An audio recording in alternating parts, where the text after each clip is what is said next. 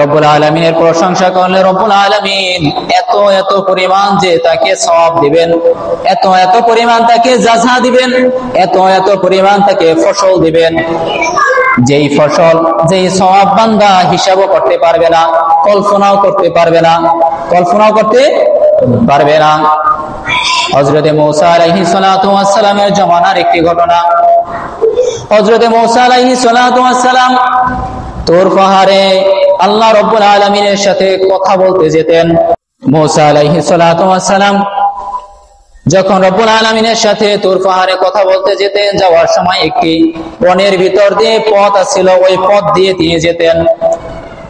ঘটনাক্রমে এই যে জঙ্গলের ভিতর দিয়ে মূসা আলাইহিস সালাতু ওয়াস সালাম তুর পাহাড়ে যেতেন, ওই জঙ্গলের ভিতরে দীর্ঘ সময় ধরে আল্লাহ রাব্বুল আলামিন বৃষ্টিপাত দিতেছিলেন না। কি দিতেছিলেন না? বৃষ্টিপাত দিতেছিলেন না। বৃষ্টি হয় না, বৃষ্টি হয় না। বৃষ্টির অভাবে প্রাণীগুলোর অবস্থা এমন হয়ে গেল, বাঘের অবস্থা এমন হলো, সিংহের অবস্থা এমন হলো, হরিণগুলোর অবস্থা এমন হলো, সকল প্রাণীর অবস্থা এমন হলো যে তাদের বাচ্চাগুলো দুগ্ধ পাইতেছিল না, তাদের মায়ের দুধ পাইতেছিল না। প্রাণীগুলোর স্তনের দুগ্ধ পর্যন্ত শুকিয়ে গেল, কারণ তারা পানি পান করতে পারতেছিল না। এক পর্যায়ে সমস্ত প্রাণী একত্রিত হলো। সমস্ত প্রাণী একত্রিত হয়ে এবার মিটিং করতেছে। সিংহ মিটিং এ আসছে, বাঘও মিটিং এ আসছে, হাতিও আসছে, হরিণও আসছে, খরগোশও আসছে। সকল প্রাণী এবার একত্রিত হয়েছে। একত্রিত হয়ে তারা এবার মিটিং করতেছে, কি করা যায়, কি করা যায়। কি করতেছে? মিটিং করতেছে, কি করা যায়।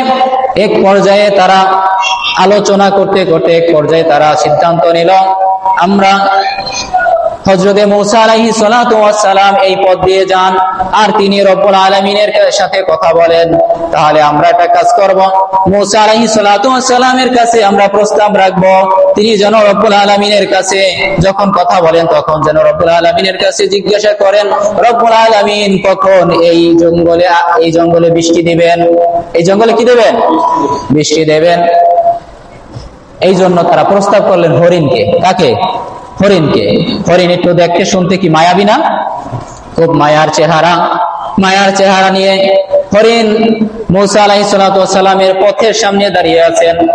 মূসা আলাইহিস সালাতু ওয়াস সালাম পথ দিয়ে যেতেছেন, যাইতে যাইতে দেখে হরিণটা দাঁড়িয়ে আছে। মূসা আলাইহিস সালাতু ওয়াস সালাম ভাবতেছিলেন যে হরিণটা মনে হয় তাকে দেখতে পায় নাই, হরিণটা মনে হয় তাকে দেখতে পায় নাই। এই জন্য মূসা আলাইহিস সালাতু ওয়াস সালাম একটু কাশ দিলেন। কি দিলেন? কাশ দিলেন। এবার দেখতেছে তাতেও হরিণ যাইতেছে না। এবার মূসা আলাইহিস সালাতু ওয়াস সালাম যখন সামনের দিকে একটু অগ্রসর হলেন, আল্লাহ রাব্বুল আলামিনের কুদরতে ওই হরিণের জবানকে আল্লাহ রাব্বুল আলামিন খুলে দিলেন। সুবহানাল্লাহ। এবার হরিণ ডাক দিয়ে বলতেছেন, হে মূসা, আপনি একটু রব্বুল আলামিনের কাছে জিজ্ঞাসা করবেন যে আল্লাহ রাব্বুল আলামিন কবে আমাদের এই জঙ্গলে বৃষ্টিপাত করবেন, কবে বৃষ্টি দিবেন। আমাদের পানি খাওয়ার মতো পানি নাই, আমাদের বাচ্চাগুলো স্তনে দুধ পাইতেছে না, আমরা পানির অভাবে কাতরাইতেছি।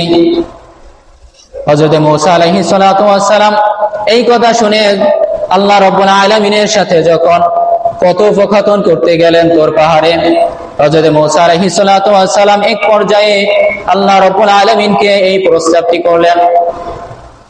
মূসা আলাইহিস সালাতু ওয়াস সালাম জানতে চাইলেন, ইয়া রাব্বুল আলামিন, এই জঙ্গলে দীর্ঘ অনেক সময় হয়েছে যে আপনি বৃষ্টিপাত করান না, এই জঙ্গলে তাহলে কবে বৃষ্টি দিবেন, কবে কি বৃষ্টি দিবেন?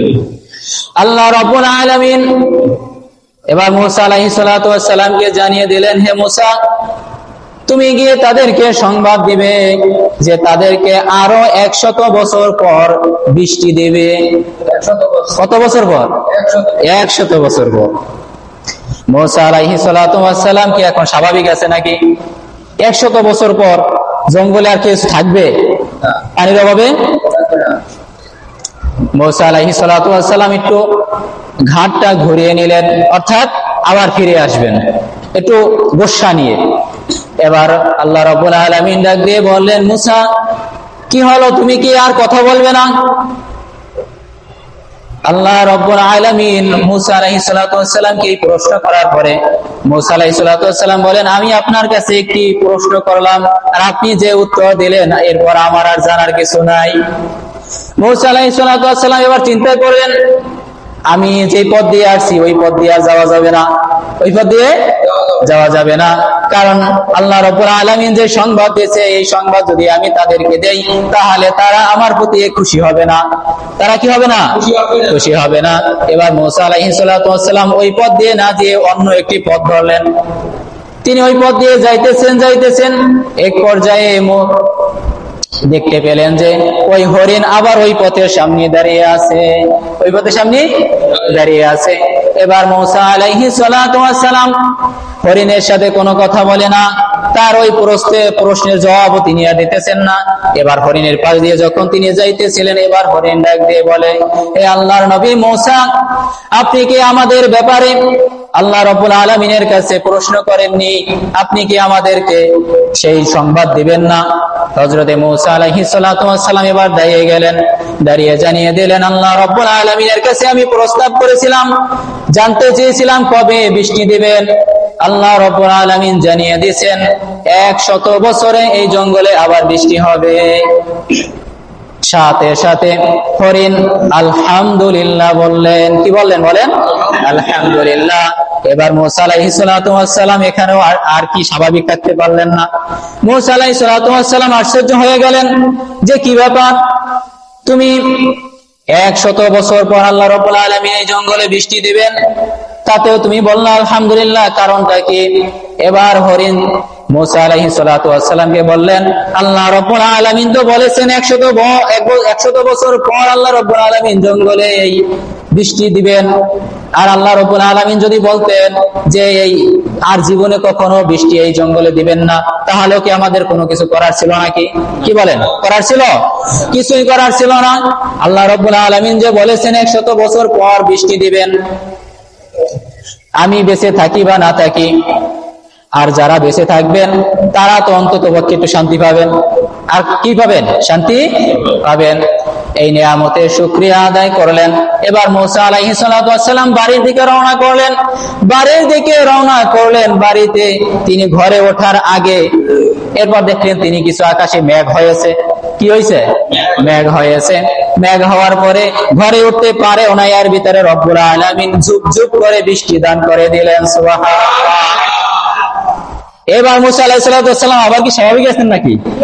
এবার মুসা আলাইহিস সালাতু ওয়াস সালাম আবার বললেন যে ইয়া রাব্বুল আলামিন, আপনি তো আমাকে বললেন 100 বছর পর বৃষ্টি দিবেন, তাহলে আমি তো ঘরেও আসতে পারলাম না, এর সাথে সাথে তো আপনি বৃষ্টি দিয়ে দিলেন। আল্লাহ রাব্বুল আলামিন জানিয়ে দেন, যেই সকল আমার বান্দা আমার নিয়ামতের শুকরিয়া আদায় করবে আমি তাদেরকে এইভাবেই যাজা দান করে দেব।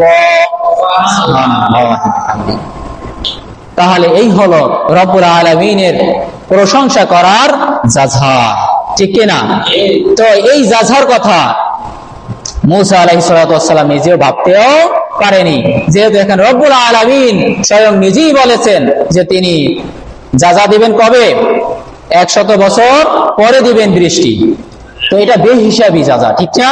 কোন হিসাব ছাড়া রব্বুল আলামিন এরকম যাজা আমাদেরকেও দিতে পারেন কি পারেন না? বলেন।